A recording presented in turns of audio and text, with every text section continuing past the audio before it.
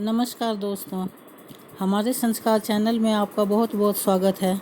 आज हम आपके लिए लेकर आए हैं हरियाली तीज की कथा। हरियाली तीज का क्या महत्व है?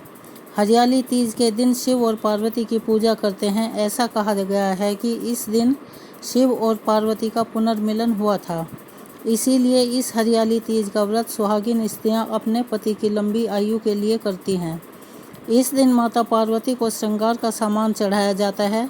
यदि हरियाली तीज का व्रत सच्चे मन से रखा जाए तो परिवार में सुख समृद्धि बनी रहती है।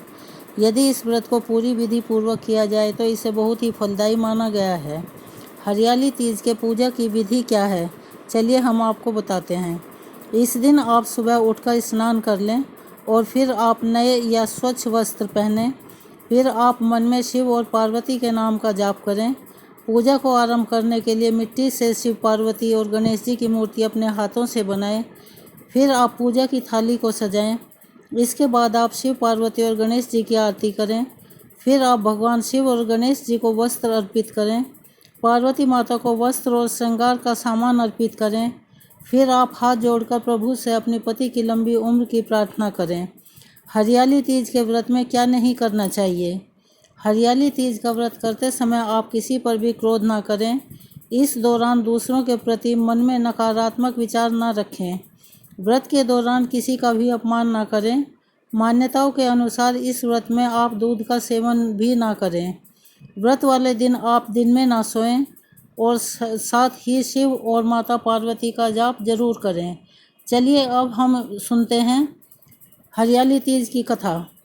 शिवजी कहते हैं कि हे पार्वती, बहुत समय पहले तुमने हिमालय पर मुझे पति रूप में पाने के लिए घोर तप किया था।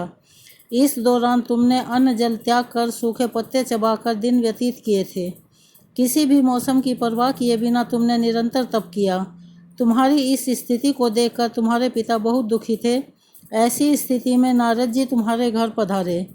जब तुम्हारे पिताजी ने नारद जी से उनके आगमन का कारण पूछा तो नारद जी बोले, हे गिरिराज, मैं भगवान विष्णु के भेजने पर यहाँ आया हूँ। आपकी कन्या की घोर तपस्या से प्रसन्न होकर वह उससे विवाह करना चाहते हैं। इस बारे में मैं आपकी राय जानना चाहता हूँ। नारद जी की बात सुनकर पर्वतराज अति प्रसन्नता के साथ बोले, हे नारद जी, यदि स्वयं भगवान विष्णु मेरी कन्या से विवाह करना चाहते हैं तो इससे बड़ी कोई बात नहीं हो सकती। मैं इस विवाह के लिए तैयार हूँ। फिर शिवजी पार्वती जी से कहते हैं, तुम्हारे पिता की स्वीकृति पाकर नारद जी विष्णु जी के पास गए और वह शुभ समाचार सुनाया। लेकिन जब तुम्हें इस विवाह के बारे में पता चला तो तुम्हें बहुत दुख हुआ। तुम मुझे यानी कैलाशपति को अपना पति मान चुकी थी।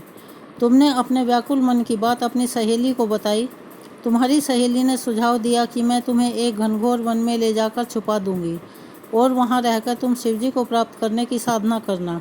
इसके बाद तुम्हारे पिता ने तुम्हें घर में न पाकर बड़े चिंतित और दुखी हुए।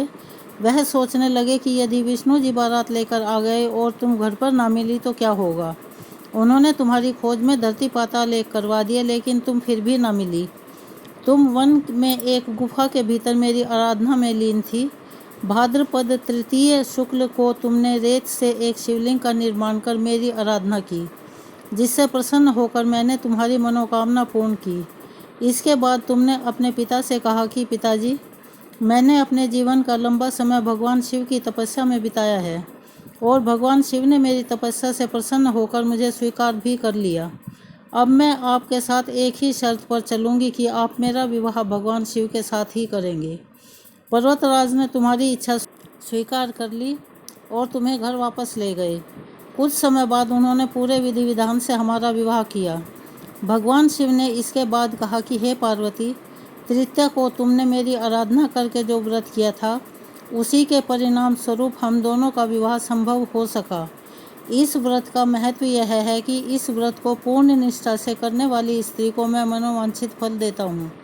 भगवान शिव ने पार्वती जी से कहा कि इस व्रत को जो भी स्त्री पूर्ण श्रद्धा से करेगी उसे तुम्हारी तरह ही अचल सुहाग प्राप्त होगा।